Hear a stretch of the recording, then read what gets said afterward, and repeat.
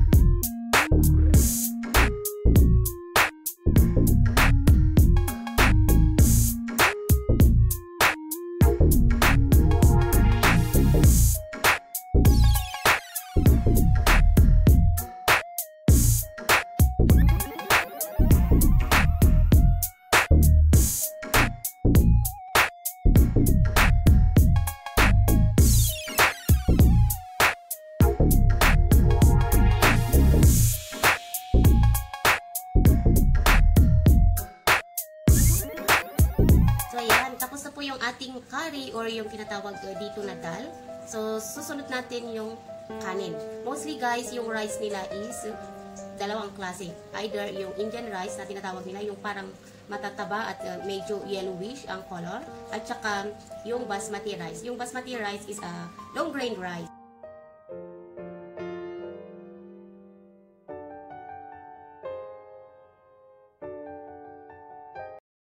A few moments later.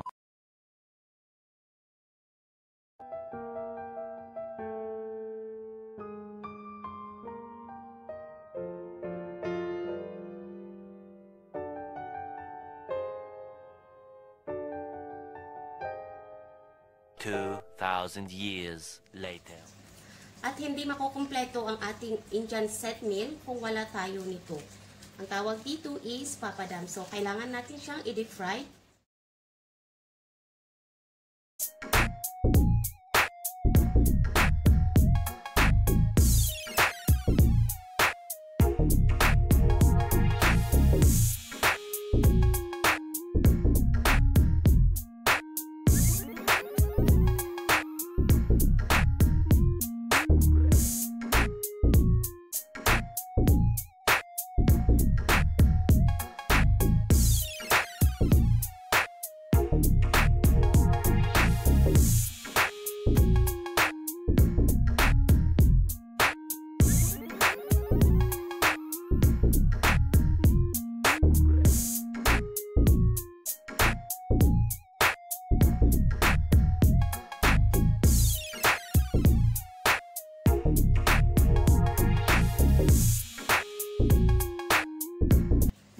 At hindi rin dapat mawala yung gulay natin dahil gulay is life.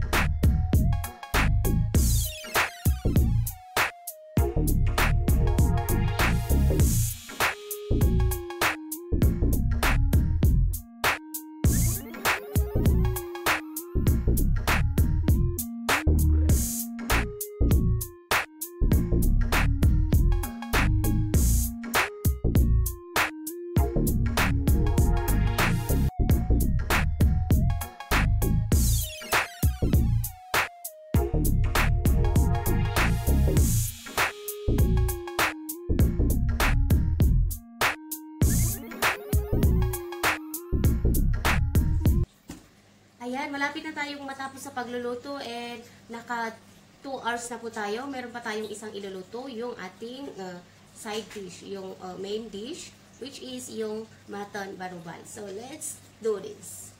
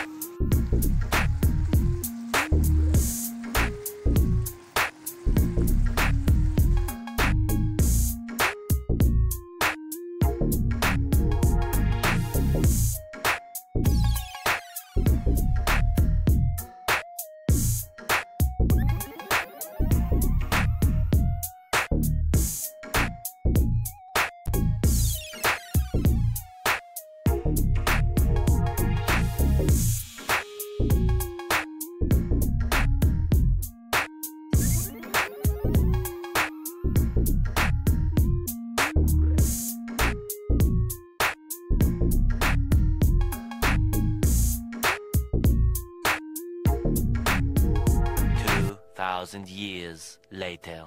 Ang init. So yan guys, tapos na yung ating pagluluto and nagluto po tayo ng less than 3 hours. Less than 3 hours guys, including sa pag-chop ko ng mga ricado, sa mga preparation, and sa pag-clear up sa kusina. So yun guys, sa isang meal good for 2, I spent less than 3 hours. Kaya? Ikaw, kaya mo ba? So yan guys, that's all for today. Thank you so much for watching. See you again on my next vlog. Bye bye!